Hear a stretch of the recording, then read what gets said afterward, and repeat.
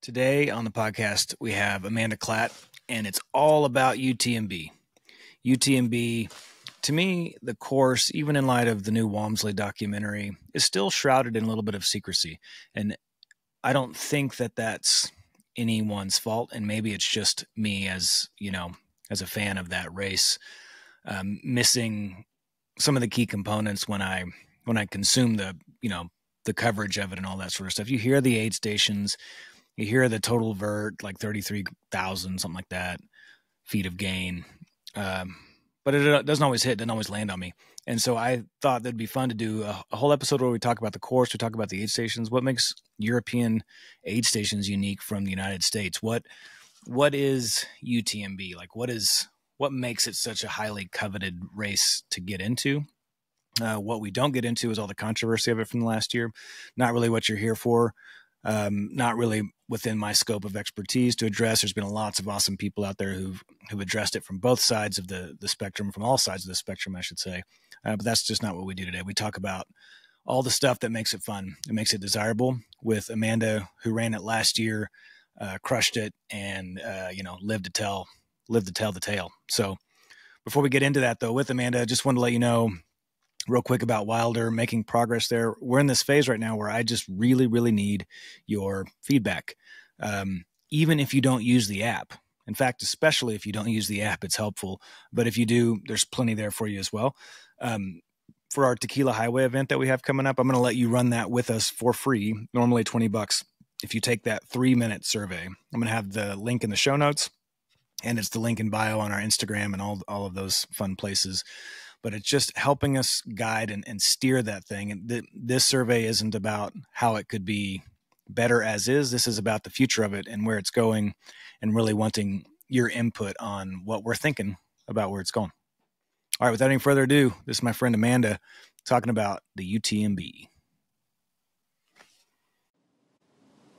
All right, season 3 of the DFL Before DNF podcast. My name is Josh Rosenthal, Borderlands Trail Running.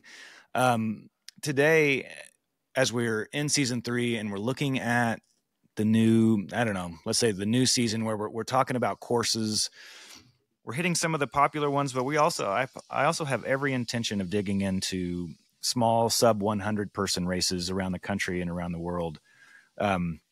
Episode 1 was Cocodona with Joe Corcione and an awesome conversation about what will be an iconic, maybe already an iconic race, but what certainly seems to be poised to be, the UTMB of 250 milers, or the 200-mile world as it grows. And, Joe's just a delightful person to talk to about that.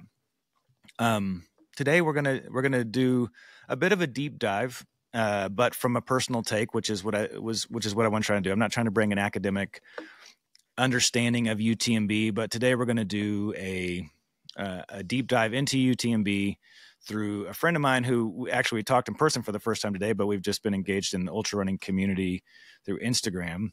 And she's ran UTMB. She has a deep connection to Chamonix. And so I think, just to bring perspective, I think about UTMB the same way I think about the Barkley marathons, that I know it's hard. I hear it's hard. But with Barkley, I see that Jared Campbell seems to know how to finish the thing quite often. You see Jim Walmsley get 19 and a half hours at UTMB, but the cutoff is still over 40 hours. So, and it's a massive race. So what are all of those other people who aren't Jim Walmsley and Courtney Dauwalter? What are they out there doing? And what's it like? And what's the actual course? What's happening out there? What's it like to go through a town? And, do you actually eat food or just aid station food? So I have all these questions today for my friend Amanda. So Amanda, welcome to the DFL Before DNF podcast. Thanks for taking the time to be with me. Thanks for inviting me. It's fun to be here. I'm super excited. I love UTMB, so I'm excited to talk about it. Yeah, let's just go right in here at the first and we'll, on the course itself, because even though I've been to the race, I can't go access various points of it. They don't want just the spectators. Crew can go out there, but you've ran it. How many times have you ran it? Let's start there. I've only run UTMB once, but I did also run CCC, which is the 100K, and OCC. So I've been on various parts of the course a couple times. Nice. So what's it like? I mean, okay, I'm standing on the road and I'm about like half a mile down on the road and it's just jam packed with people. And that starting line, you're probably running twice as fast as you want to because the energy is so exciting from all the people cheering you on. As soon as you get out of sight from me on the road, like what are you doing at UTMB? When are you hitting the trail? What's that first little stretch like? So there's like 6 to 8 miles of kind of flat-ish road before you're hitting like the real trails in the mountains. And then kind of from then on, it's just these relentless climbs. And it's really interesting being an American, I think, be running a European race because the descents are so steep. Like I feel like I'm pretty good at climbing, but it's like they don't Yeah. believe in switchbacks over there. So you climb this hill and then you're just going Oh, down these really steep descents like over and over. I think there's 33,000 feet, so you're just climbing these massive hills. And I'm a better climber than I am downhill. And I feel like, the Europeans because they're just bombing down those hills. And I'm like, I'm losing time on the really? downhills. And some of the trails are pretty technical. They're rocky. Um, there's lots of routes. There's a ton of people, which is nice. I like running with people. I get motivation and, encouragement from their people. I think some people don't like those bigger races, but I like seeing the people, the other runners. I like running through all the towns and having the spectators. There are several little That's towns that cool. you run through. Like the first night, it starts at 6 p.m. I don't know how many people know that. So you run through 2 nights unless you're really fast. Then you only have to run through one. But what I love about But so this is that this is the one of the few races where elites have to go overnight because it starts at 6 p.m. Usually, an elite may not even yeah. see a sunset. They'll see a sunrise and maybe not a sunset. What I love about this is it's a really great equalizer among the elites and the non-elites. Like we all have to struggle through the night in that race. I think it's pretty cool. Yeah, I do think it's fun. And I think because I think it's at 6, the first night wasn't too hard for me because you're just amped up. You're excited and you do start when it's light. Yeah. And then as soon as it gets dark, there's some pretty big climbs that first night.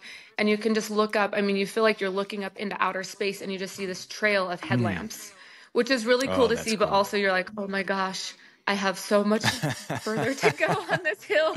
Yeah. The top is Yeah. not where I thought it was. Um, but yeah, so just like a lot of big climbs.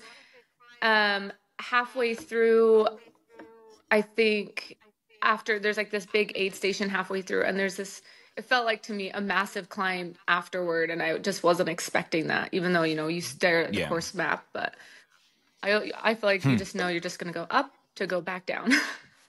Yeah. So that's interesting. I mean, when you're training for that, I mean, what I've heard, and I've never ran in the San Juans either. I've heard the closest thing we have in America is the San Juans. How are you training or thinking about those, bombing down hills, or is it just there's no way to Yeah, really train for it? not I don't think there's a great way. I could have done better. So I'm in Park City, Utah, and there is a hill, well, in Salt Lake, it's called West Granger, which is really steep. I think it's like 3,200 feet and like 2 miles. So the Oh uphill wow. is good, but the downhill, I think, mimics some of the downhills in France. They're not quite as steep, but it's a good, there's like no switchbacks. You're going straight down. It's kind of rocky. So I wish I would have done that more. I think it would have helped. Yeah. And I just think focusing more on being faster and more comfortable running in technical downhills would have helped me. But it is hard. We just don't have the mountains are just so different Yeah. here and in France and Italy. Well, when we were So chatting before, you mentioned something I didn't know that I think's really interesting. So when you're running that, and I didn't even notice this, you're saying that the flag of whatever country the runner is from is on your back, like a small version of it. Is that right? yeah, so when you check in and you get your number, so you get your bib that you have to wear like around your waist or wherever you want to wear your bib. And then they give Yeah. you like a little zip tie with your flag, and most people put it on the back of their packs. So it's really nice. It's nice as a runner because if you're coming up to other runners, if they're from the US or countries that might speak English, versus maybe not. So you're Yeah. like, can we converse? And then it was really cool running through all the Oh, that's towns. I was interesting. amazed at yeah, I was amazed at the spectators, how much they paid attention to that. Like so many people would yell, "Go USA!" or whatever Wow. nationality, and then you feel more connected to the crowd. And it was also fun. Um, I don't know the ratio. I know I've looked at it for UTMB, like men versus women, but I do Mm. think it is fun. Like anytime I would come to towns, they would say "Alaifi, Alaifi," like "Go girl," which I thought was just really cool, and that they recognized that. It wasn't just go; they took the extra step to be like, "Oh, you're doing this. So good for you. You're a woman. You've got this." That's awesome. So it's just Do kind of you, fun. here's like, so as a stereotype, because, as someone, I've been to France quite a bit, and my family's actually moving to France in July. Oh, that is We, amazing. we have this sort of Like perception of you are? like, that maybe they don't, that they don't like Americans, or Americans are loud. And we very much are loud, but when we're actually there and interacting, like I feel like there's such an affection for one another, even though, yes, we're bringing our culture and they're bringing their culture. And so what I like to hear from you is to say that you're wearing the American flag and people are also being kind to you and supportive of you. And, I think some of the stereotypes of, the French and American tension are just outright incorrect. And so I just love to hear you say that, like, as an American with the American flag on your back, you're also getting cheered for and shouted for, and people are encouraging and stuff like that. Yeah, they were really supportive, and we have been going over to France for several years. And I don't know if it's Uh-huh. a difference between, being in Paris as like a big town versus Chamonix is a pretty small Mm-hmm. mountain town, and, just Yeah. differences. But people have always been so warm and welcoming. And I also think, I mean, it's a I little love different in that. the race because you're not really interacting with people. But I think as long as you're starting conversation with like bonjour, even if you don't know any other French, just that they know that they're trying, I think that Yes. goes a long ways. Yeah. So Yeah, that's yeah, awesome. I've had great So experience with the as French you're people. moving along, yes. Yeah, and me too. And it's just to me it's just the stereotypes that I want to every chance I can to Totally. at least name them and say that, hey, there's some misunderstanding. Maybe there's obviously cultural differences. I like the cultural differences, but in the end they're a very supportive and very kind uh, group of people, that I've interacted with over there. Yeah, absolutely. Uh, so what are aid stations like at UTMB? I mean, is there any sort of Frenchness or Italianness or Switzerlandness, Swissness Yes. to the aid I stations? I love the aid stations at UTMB. I think some people don't, but you walk in and they just have this whole table. They have a ton of different cheeses. They have salami and meats. They have Yes. chocolate. They have pasta and rice and soups. Oh my And gosh. I try to eat as much real food as I can at aid stations. And for whatever reason, I'm always able to eat the food there. Like it always just sounds good. Not always the Mm-hmm. meats, but like the cheese and the pastas. And I've had a great experience that I don't know, you just feel so like, of course, this is how an aid station should be in Europe. Like I should be getting Yes. chocolate and cheese. And I love the aid stations there. So yeah, I have no Is there the complaints. And typical, like, well, Swedish fish and M&Ms, is that there too? no, not really. They have like the little pieces of chocolates, but they don't have as much of like the more processed type foods that we think of Oh, that's at aid stations, amazing. Yeah. which is nice and not nice. I do better with more salty foods the more I run because I think in between aid stations I'm eating more of like the goos, which Oh are yeah. just Yeah, good more point. sweet. So by the time I'm Hmm. there, I'm like, I need something that has no sugar in it. Yeah. But yeah, Yeah, but they do yeah. have good chocolate. No Swedish fish, but good chocolate and Coca-Cola, which That's hilarious. That's that's great. all you need, right? Okay, nice. Nice. Yeah. So what do you know, like, off the top of your head, like the first aid station, second aid station, like when are you hitting Italy? When is Courmayeur? Like some of the stuff that we hear Courmayeur, but are there aid stations in between Yeah, that are so notable or memorable for you? yeah, so one of the first aid stations is after it's I wish I knew the names, but I think it's probably around mile like It's all right. 8. It's kind of after you leave Mm-hmm. the flat road and are into the hills. And it's fun Yeah. because I think there was just some like fluid there, but it's just amazing how many spectators there are and people it's a really big event. People are Hmm. there cheering you on. And then Hmm. there's a couple more aid stations before Courmayeur. Courmayeur is about halfway through, so it's about 52-ish miles, and Oh, it's okay. yeah, it's a massive aid station. It's in this big like sports center in Italy, and that's where you have there's only one drop bag for UTMB, and you get to have it at Courmayeur.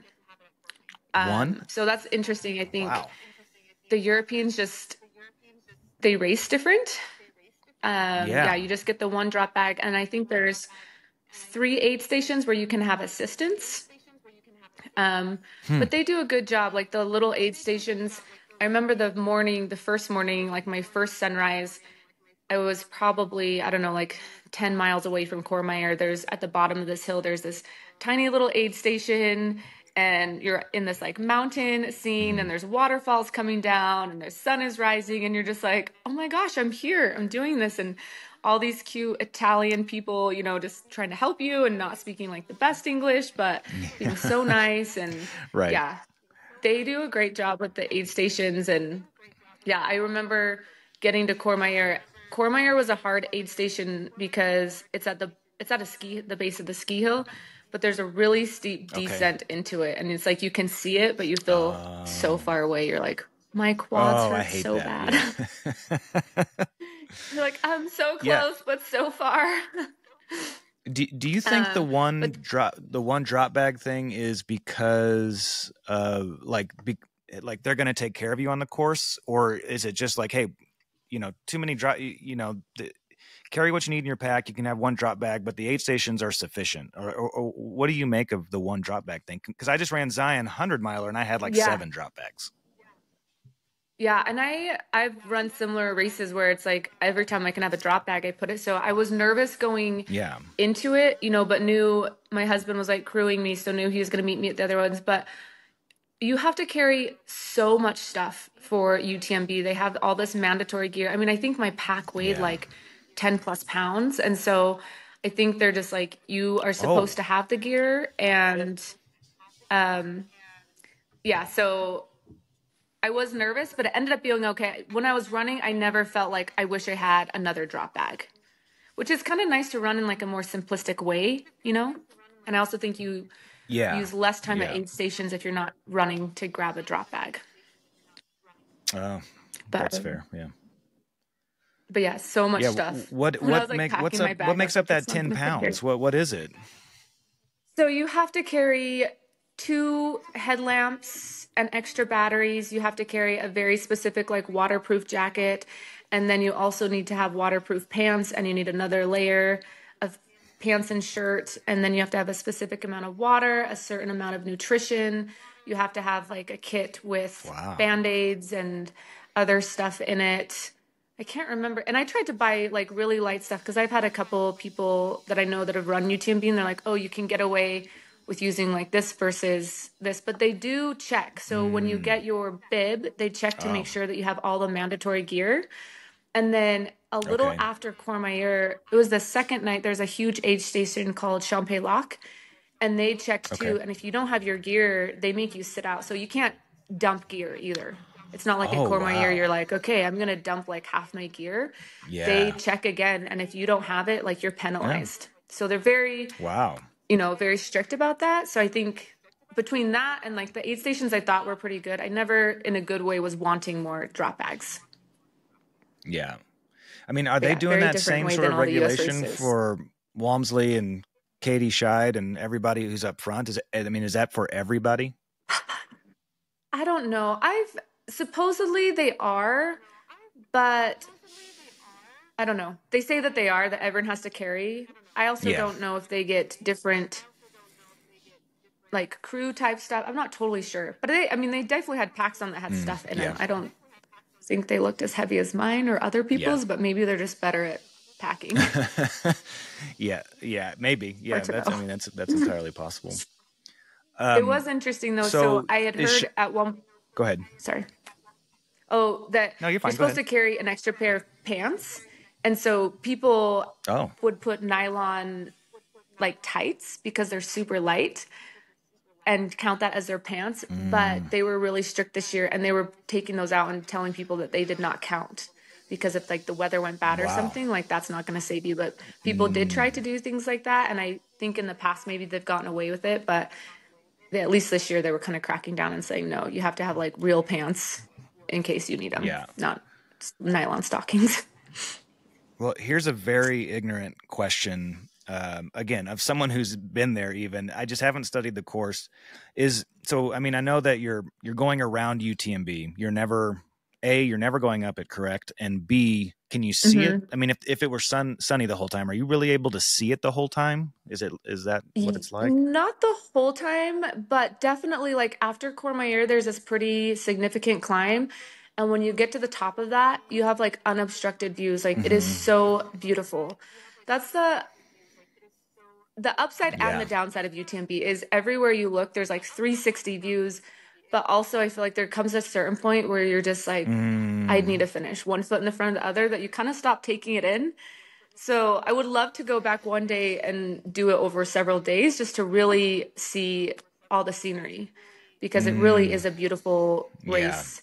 And also the first night, I know like we were pretty close to some glaciers because you could tell, and it was like a little snowy the first night I was running, but you can't totally see them, and you're like, I know this is so beautiful, but it's nighttime, so I can't see it right now.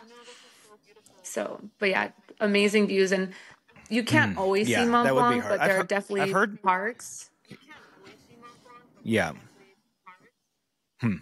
Yeah, definitely parts where you can see it. I've heard that if you hike it, it takes like, people will do it for like 7 to 9 days or something like that. Like, for reference, like you're running it in, 30-40 hour range. But if people are actually going to hike this trail and do it justice to see all the beauty that you're talking about here, I mean, they'll do it across 7 days, right? Mm-hmm.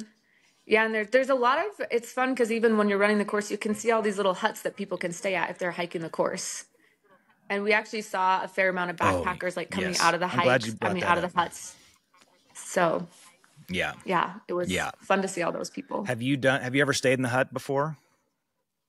No, I would love to. I need to get over and do that. I've only just run.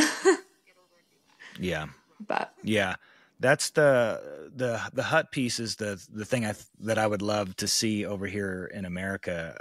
It just from what I understand, I don't know if you rent them out or how you get to, but I had some friends in this program that I was doing in Paris that were like, yeah, we're just going to go spend the next 4 or 5 days in the Alps. We're just going to be running the whole time. I'm like, what do you like? You're going to be running and are you going to be sleeping? Like, yeah, but we're just going to stay in the huts along the way. And I'm like, oh my goodness. So you can just go run, over there for 20 kilometers, 30 kilometers, and then you get to a hut and then you can just stay at the hut and eat and enjoy yourself and then run to another hut the next day over the course of, another 50 kilometers. It's sounds just incredible. I know I think last summer there's a program that I've looked at through like online and Instagram called Run the Alps, and they do, yeah, that's exactly what they do. And I'm always Yes. like, why do I keep signing up for these races when I could enjoy it more if I just went hut to Could just hut? go have, And yeah. I Yeah. and I think they can, even if you sign up with certain companies, they'll carry all your stuff for you. So you really just get to like run, which I'm like, wow, Yes. that'd be such a neat Yeah. experience. Yeah. Yeah, well, I mean, It's to on the to-do contrast that list. with what you go through in the race, like the amount of suffering that you go through to get through UTMB combined with, contrasted with the huts. I mean, tell me about like by the numbers, UTMB, it's what, maybe it's like 106 miles and how much gain is it? And I mean, just kind of give me an overview of what the suffering of UTMB is like from the runner's Yeah. perspective. So yeah, it's 106 miles, 33,000 feet of elevation gain, and probably about the same loss. Oh, Um, and I think the second night is so hard. Like it's really hard to run through 2 nights. And yeah.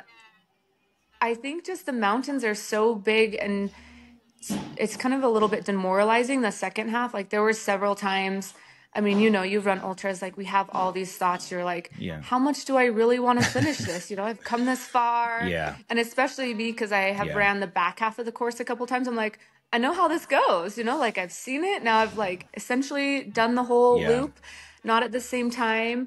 But there were so many moments where, I mean, you just have to tell yourself all these things. Like one of my big motivating factors was, I have 2 small kids, and training for these events takes so much time away from them, trying to juggle it all. And then I also work. And so and they were there. And so I just remember thinking like, I have to finish for them because they're here and they're young enough to know that I know to like they don't understand all the intricacies of like, oh, if you don't finish, but you still try, you know? And I was like, it just took so much time away from them. Like all they know is that all summer I was either like running or working, and I can't have like come over here and like not finish. So I hit a really low point after Courmayeur. I actually felt really great the first 50 miles. And then, I don't know, there was just this massive climb after. And I was like, I don't know, like, you have to dig deep because you're like, how much do I feel? Like, how much do I really want to finish this? You know, we all have those highs and lows, but it's interesting the conversations that you have with yourself in that moment and like what keeps you going. But it is, I do think the people help a lot. Like, I'm motivated by people. I know other people aren't. And like, my husband runs a little bit and he's like, I want to like run by myself. I don't want to talk to anybody. I just like want to get it done. And I'm like, no, give me all the people, all the friends. Nice. Yeah. And can you have pacers? I can't recall you saying anything about that. Do you get a pacer? No pacers, which is also hard. I don't know if it's a European thing or just a UTMB thing, you know, because it's so common in the US to have pacers and fun, you know, you see those people, but it was nice to see my husband at those, like, I think it's like 3 aid stations that he could come to. And I did meet, I ended up linking up with a couple different people along the run that just like really helped. So that's always nice. But yeah, no pacers, which is a bummer. Yeah, I mean, and that was going to be my question. Maybe it's because the course is so dense with people because they allow so many people to run it. So you're never, maybe you're never like, if you don't want to be, you don't have to be alone. But one of my issues is that running in the dark of night is really, you know, it's a psychological, you know, maybe I'm afraid of the dark. So having somebody to get me through the sunset is really helps me psychologically. So going into it, is there a psychological component to knowing that you're either going to have to make a friend or you're going to be alone? Like, does that mess with you at all in a race like this? Yeah, it totally does, because I mean, I'm 35 and I hate the dark. I'm totally scared of the dark. I've been my whole life. Okay, good. I feel so good. dumb admitting that. I feel like, more comfortable now. I don't want to like run it. Like anytime I hear a leaf rustle, I'm like, oh my gosh, there's a bear or a mountain lion. Yes. But the nice thing I told myself a lot about UTMB is that in a very interesting way, they don't have any like mountain predators. They have like mountain goats. You know, there's no coyotes or bears or mountain lions. Yeah, they don't really have any of those. So at least from that, I was like, okay, at least from like an animal standpoint, I'm safe. I was made for the Alps. I know that. I was like, that's where we need to retire. My husband wants to retire in West Yellowstone and they have grizzly bears. I'm like, no, it's the wrong place. Oh yeah, no thanks. Yeah. But yeah, so I wasn't as worried going into the first night because I'd heard that there's so many people that you would always see somebody, which was too, I mean, some of the hikes we were on, it's just like this steady stream of people. So you're never alone. It starts to get a little more dispersed, but you can always see people, which is nice and comforting for me. Yeah. And also in a good way, there's only one real trail. You know, some races you run and you have to navigate more, or it's like, did I miss the flag? But it's very obvious where you're supposed to go, which makes me feel better too, because I'm the worst navigator also. Absolutely. Like I would last 10 seconds at Barkley marathons. I can't navigate. Yeah. At the Zion 100, there was a stretch of the trail that was it was so windy that it kind of messed up the course markings, and you know everybody was adding. I added 2 miles to my race, and there were some people that we talked to that added 5 miles to the race, just getting lost up on this plateau. What is I mean, is European course marking any different? I mean, that's kind of a silly question, but is it just little ribbons tied to trees, or is it different, or is there signage? I mean, what's with it being more developed over there? I'm curious if they have better signs. I don't it's funny, like it hasn't been that long. It hasn't even been a year, but I'm foggy. I don't remember there really being flags. I feel like there were some signs if like you had to turn one way, like at a fork, but like I said, in a great way, there's really like one path. So, yeah. And there was always, I think, enough people that you could see in front of you that you're like, okay, I think that's the right way. Yeah. But yeah, I don't remember really course flags. Now I'm curious. I'm going to have to go back and I was going to say, look at my pictures, but I'm very anti-phone when I run. Like it's really, I just want to like focus. I don't want to see like text message people are sending me or like take very many Yeah. videos. And so I don't have a lot of pictures or Yeah. videos from the course because like mentally I'm like, that's too much for me to handle. I just have to put Yeah. one foot in front of the other, and that's all I can think about. Yeah. Man, I'm totally the same. I So don't like to I always have my phone on airplane mode. Even if I have reception, I'll turn it back on occasionally, but by and large, I want to be so separated from the normal world. The last thing I want is like a buddy texting me, asking me, something related to our business or something like that. Like I want to be so disconnected. And then I also add on top of that to be in, circumventing Mont Blanc. I mean, it's just like that sort of like lostness and isolation, which is funny because on one hand I'm scared of the dark, on the other hand I want to be so isolated sometimes that I can't hear or see a single person. That's why I yeah, think this race is like the epitome of that in some ways to me. I think too, just ultras in general, you learn about yourself in a way that you can't otherwise. And I think Yeah, even thinking of like doing the huts versus doing the UTMB and getting it all done, like very different yeah, experiences. But I feel like when you're in that place of suffering and like having to go and really disconnectedness from everywhere, that's where you really find yourself and learn about yourself. And, you have yeah, all that interesting and weird internal dialogue, which I think sometimes is what always brings me back to the races. Like that's what we crave in a world where we're just so busy, and at any second of every day you have emails and texts. And even thinking yesterday, I picked up my kids from the school and they wanted to go to the park, and I was like, we have to go home, my phone is only at 7%, so I've got to charge it quick before we go. And I'm like, why am I this person? Like, what emergency? But we're just mm, trained to think that way. But in ultra, it's yeah, like we're given permission to check out, which I love. yes, And yes, especially in a yep, place, same. that's beautiful, and like we have a really deep connection over there. So just kind of everything, you're like, oh my gosh, I want to try to be in the moment Mm, as much as possible, even yeah, if I'm really yeah, suffering. yes. Yeah, actually, last night I was hanging out with my buddies who went with me to Chamonix last year to watch the race. And like earlier in the week before we hung out, one guy sends a picture to us of just, us sitting in Chamonix. And, the question becomes like, did that really happen? Like that's my least favorite thing about international travel is that when I come back, it's like, it's like a time warp and I'm back. And I think, did that really just happen? And I wonder, the question last night that I asked was, what can we do different in these moments that when we look at the photos, we don't question whether or not we were there? That's just like, how do you be so fully present in those moments?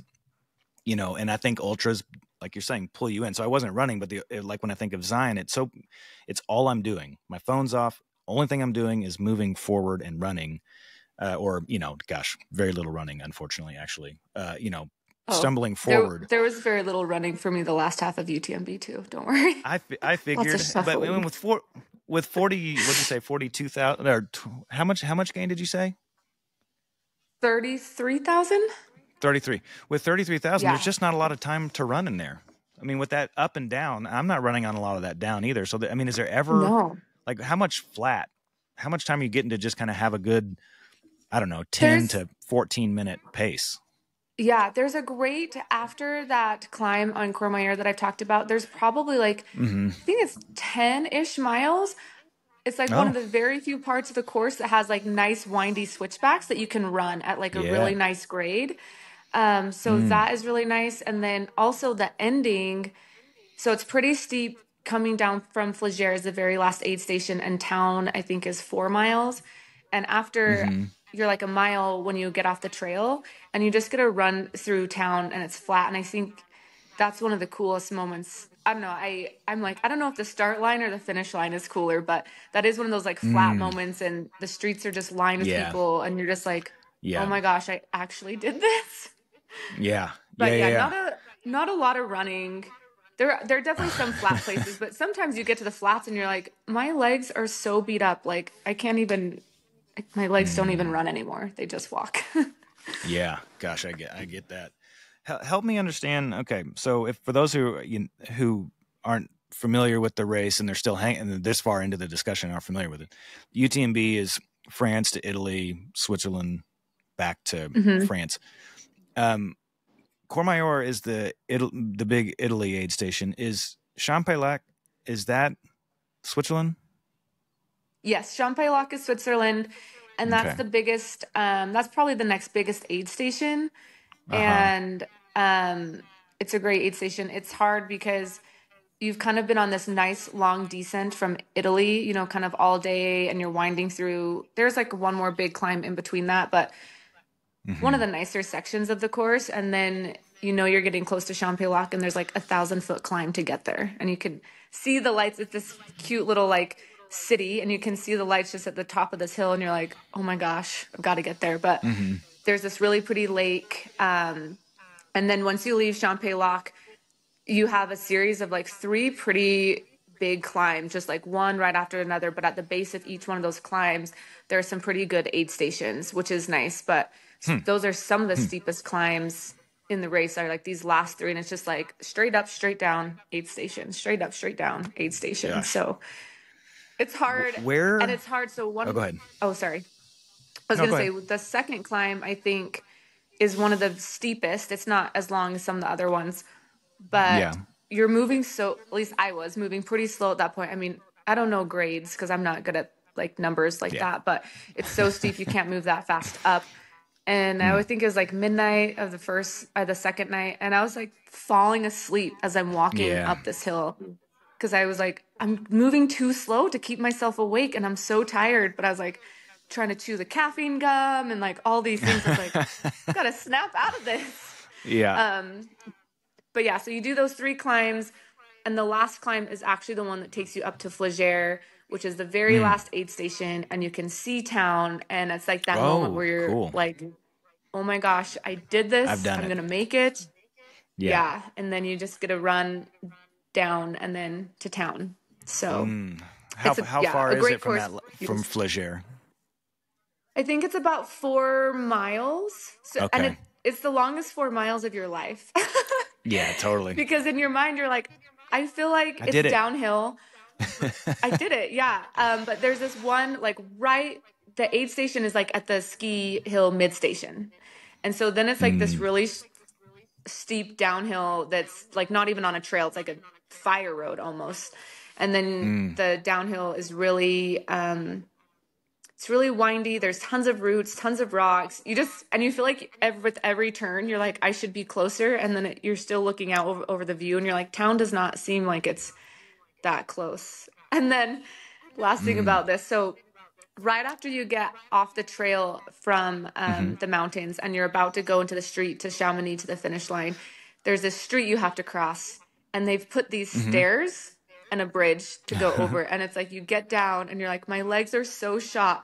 And you see these stairs and you're like, oh my gosh, how am I going to climb these stairs to cross this road?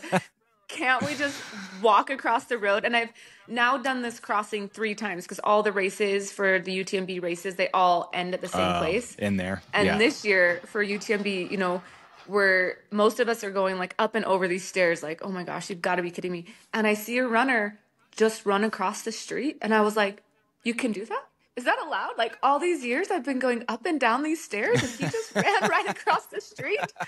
So I felt like ripped off. I don't know. I was like, maybe if I do it again, I'm just going to walk across the street instead of walking up the stairs. Yes. Oh man, that's hilarious. Where are the cows at? Aren't there some cows that you have to run past at some point? Oh, they're kind of everywhere. I feel like they were everywhere along the course after Courmayeur. You see a lot of cows, and it's interesting because they like legit have those cowbells, but also everyone along the course when they're cheering you on have cowbells. So I remember the first time I was rounding this corner, I was like, oh my gosh, I'm so close to the aid station. I can hear the cowbells. And I round this corner and it was cows with the cowbells on. And I was so like disheartened. I was like, so deflated. Oh my gosh, it's the cows. It's not the aid station. But yeah, the cows were always like a little off the trail for me, but I've heard some crazy stories where they're following people or they're on the trail. They were always like a little off to me, but just the cowbells, like I very distinctly remember that thinking like, I really thought it was the aid station and it's cows. Because when have you seen a cow with a cowbell on in the U.S.? Like I never have. So, yeah, so that makes me funny things. Think a little bit of like hallucination, but you weren't hallucinating. That was just, it was a real sound. And then you see that it's just a sound coming from something that you weren't expecting. Were you hallucinating at all in this? Like my last 100, I generally love the hallucinating. I hallucinated so much that I was in a panic, like freak out. Did you have many hallucinations on this one, or do you ever hallucinate? I didn't on this one during the race. I don't hallucinate a lot. I ran the Bear 100 like 2 years ago, and that was the first time Uh-huh. that I was hallucinating. Like I was seeing, I thought trees were people and things. This one I didn't Yeah. hallucinate until after. Oh. It was really interesting. Like Oh. after when we got back and I was like getting in the shower and stuff, I was like, I am losing my mind. Like I'm seeing things and I'm hearing things, and I feel like my senses were just totally distorted. And it was weird because you expect it on the course. And it was after I was like, I just have to like lay down and close my eyes because I feel like it was weird, and it was not like a cool hallucination. I was like, I feel like I'm losing my mind. But I think, yeah, the lack of sleep and all the weird food you're eating, like the goos and stuff, they're Yeah. not good. That's not good for Yeah. you. I mean, like, yeah, generally it's kind of like a fun thing. This last one for me, though, like you were just saying, like you were hearing things. I had never hallucinated with hearing things. And this time my hallucination around hearing, and I don't know if, if some medical professionals listening and can make sense of it. Like I was hearing more things, like families talking, like vivid conversations near me when I was all alone. Like it was creeping me out. And then I'd see That's families wild. I like, was gonna say, was I that saw a at family night? like, I feel like I wouldn't be able to finish if that was at night. I'd be like, the ghosts it are was coming for me. during the light of day, thankfully, most of these voices. That is But nice. then there was like I saw, I see vividly off to my right at one point, I saw a husband and wife fashioning a canoe out of a tree with the kids running around them playing, and a house behind them.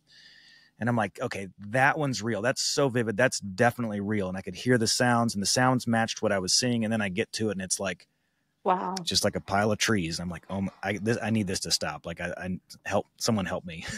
That is But crazy. Those now, are some it's good over. hallucinations. So I'm glad that you Mine have didn't, never though, been in that vivid. UTMB. Yeah. Okay. I don't know what think I must have done something thankfully, I feel wrong. like there was My too much diet. going on. Yeah. I Well, think take me. So, the go problem is ahead. you Go just ahead. never know. I was gonna say, I think the problem is you just never know. Every race is so different, and you just don't know how your body's gonna respond. No matter how much training you've done, Yeah. you're like, Yeah. what's gonna happen today? It's so fun. I have no idea. Yeah. Everything, it's just a new plan that you have to think through of how I'm gonna solve this. Yeah. So But I want you to, before you take me to your finish, because I want to hear, like, I've kind of avoided letting you go into the finish because I want to really spend some time on what that must have felt like. Before that, though, I want to hear just, broad strokes. How did your life as an ultra runner? What got you to UTMB specifically, and kind of where did it start for you? Was it a trail marathon, a 50K? Like, kind of give me the high level to what led you to that yeah, starting line of UTMB.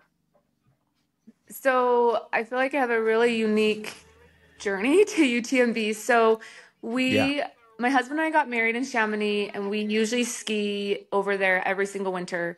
And we, on our 1 year anniversary, went over there, and we got married in September, but we were there like a couple weeks early and happened Okay. to be there for the start of UTMB. I had never heard Oh, about wow. this race. I actually at the time was training for like my first road marathon. I did a lot of Cool. half marathons up to that. I was like, okay, I'm going to jump up to the road marathon.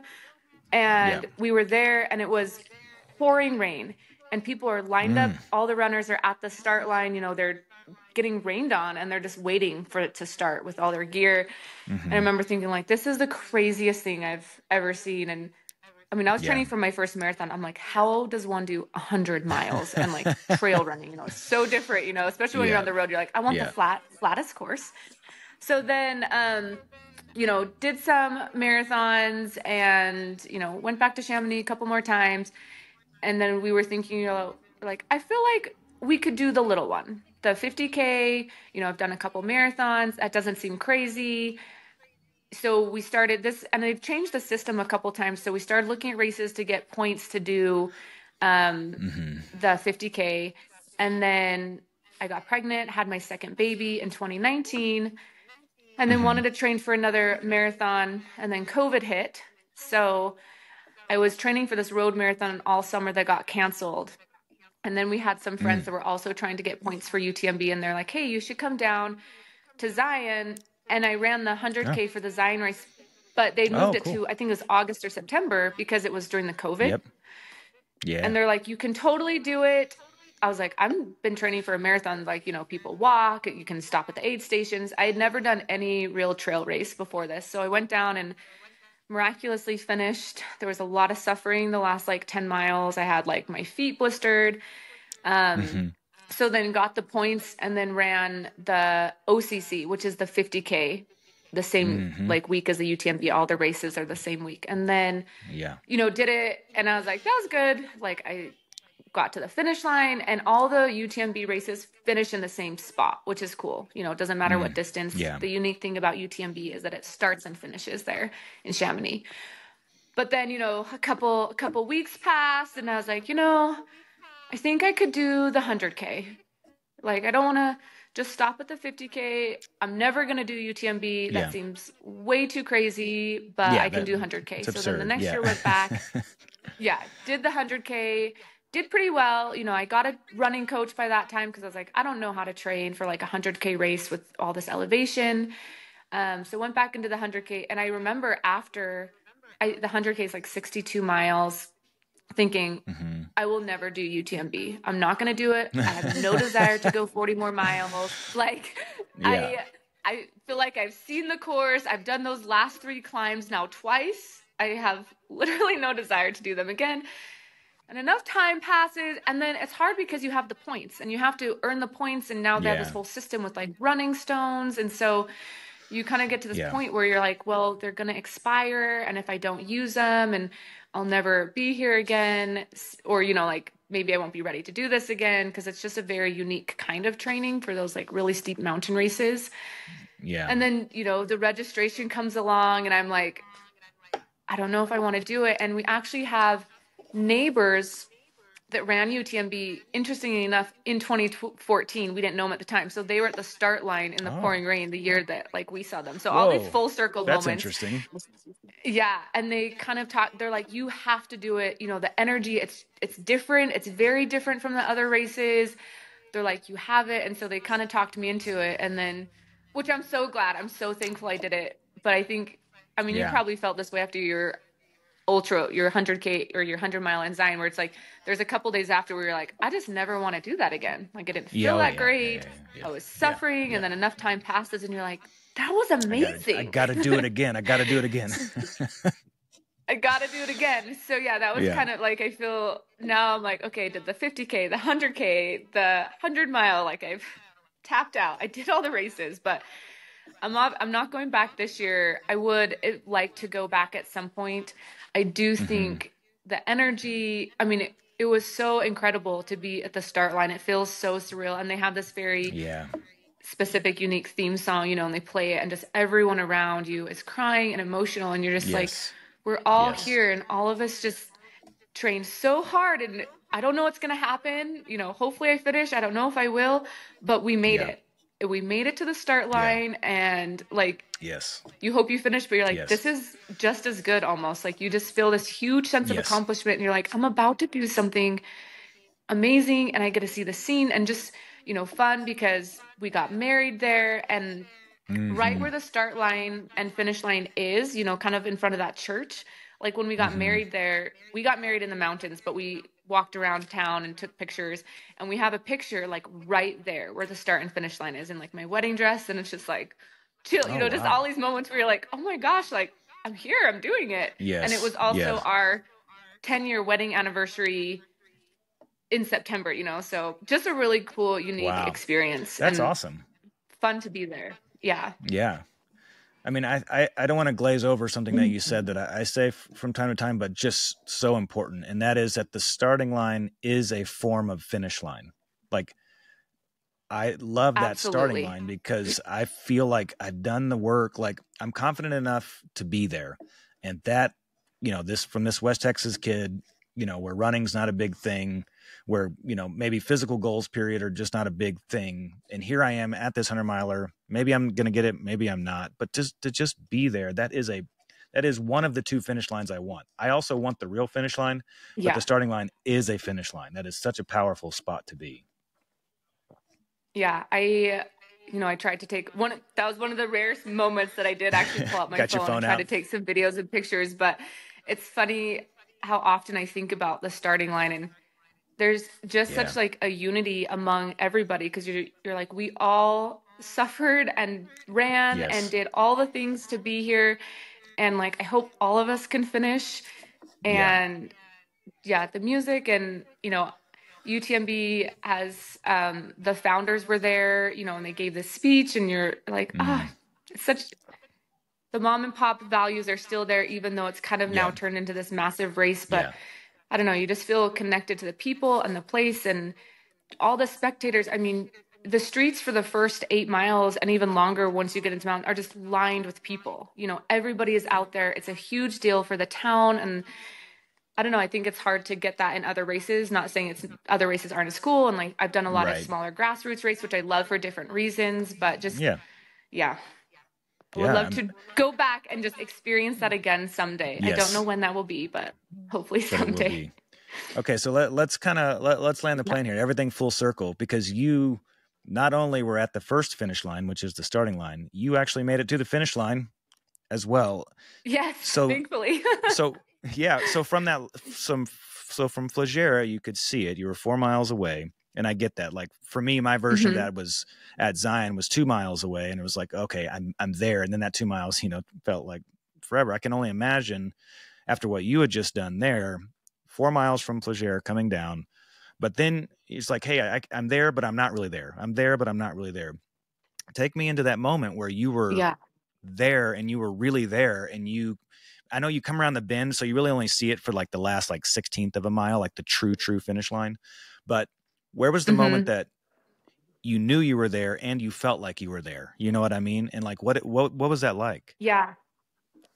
So there is a little bit before you get into the heart of town, you're kind of running along this river, and there's some spectators there, but you can see the buildings of town, and you know that you're going to cross this street up there, not the stair street, thankfully.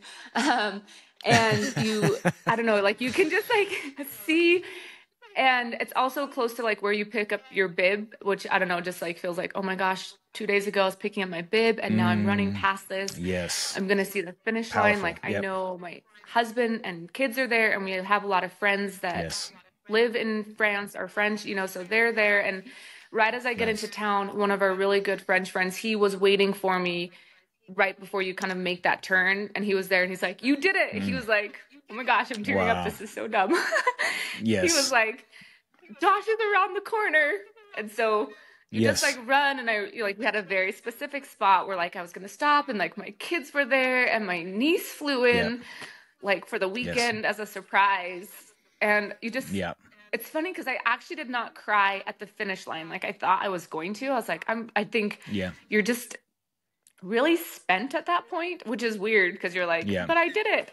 But just like seeing my kids, and then they are announcing your name and your number, and I don't know, you're just like, it doesn't feel real. You're just like, I don't feel like I'm here. I'm trying to be, but I don't know. It's one of those moments that you just want to relive over and over. And I think the fun thing about ultras too is you have to work so hard to get to that finish line. I mean, you know, it's like all the suffering, all the pain, all like the internal dialogue. You're like, should I quit? Should I not quit?